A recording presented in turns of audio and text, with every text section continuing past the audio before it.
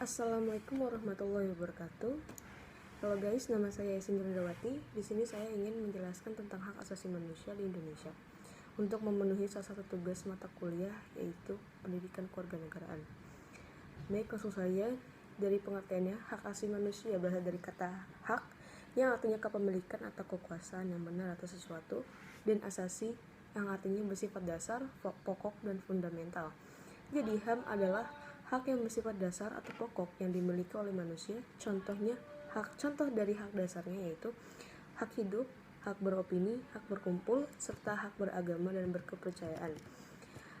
Jadi pada intinya HAM yaitu menekankan kepada penghargaan dan penghormatan terhadap manusia dan kemanusiaan. Kita harus tahu bagaimana cara manusia memperlakukan manusia lainnya tanpa ada diskriminasi apapun. Perwujudan tegaknya HAM di Indonesia diawali dengan adanya penjajahan bangsa asing di Indonesia yang menimbulkan adanya rasa untuk memperjuangkan bangsa Indonesia yang menyangkut hajat hidup orang banyak. Dari pelaksanaan hak asasi manusia di Indonesia, idealnya negara tidak dibenarkan untuk mencampuri hak asasi manusia setiap warga negara, apalagi menindas atau menghilangkan. Oleh karena itu, pelaksanaan HAM di Indonesia harus didasarkan kepada prinsip bahwa hak-hak sipil, politik, ekonomi, sosial budaya, dan hak pembangunan merupakan satu kesatuan yang tidak dapat dipisahkan, baik dalam penerapan, pemantauan, maupun pelaksanaannya.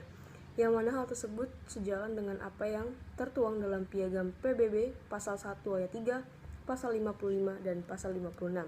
Indonesia adalah negara multikultural yang menuntut adanya kesepahaman dari seluruh elemen bangsa. Nah, untuk mewujudkan hal tersebut, negara kita menerapkan nilai hak asasi manusia dalam pendidikan yang diharapkan akan memudahkan dalam menyiapkan generasi yang paham tentang hak asasi manusia. Namun dalam pelaksanaannya, hak asasi manusia di Indonesia belum berjalan dengan baik. Contoh kasus yang saya akan bawa yaitu kasus pabrik es krim Aice, yaitu perselisihan antara tim manajemen Aice dengan serikat buruh. Perselisihan ini sebenarnya sudah terjadi sangat lama. Namun baru-baru ini di tahun 2020 konflik muncul kembali, yaitu pemutusan hubungan kerja atau PHK secara sepihak oleh pihak perusahaan karena dipicu oleh aksi mogok kerja para buruh. Aksi tersebut dilakukan pada 21 sampai 28 Februari 2020.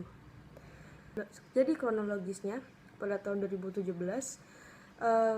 konflik terjadi dengan penyelesaian salah satu solusi yang diberikan dengan mengangkat 665 buruh menjadi karyawan tetap. Namun nyatanya pada tahun 2019, menurut Sarinah, buruh merasa dibohongi karena diberikan cek mundur yang kosong.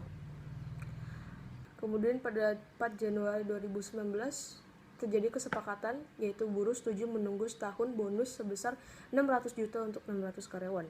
Namun ketika hendak dicairkan pada 5 Januari 2020, pihak bank menyatakan cek tersebut tidak aktif alias kosong.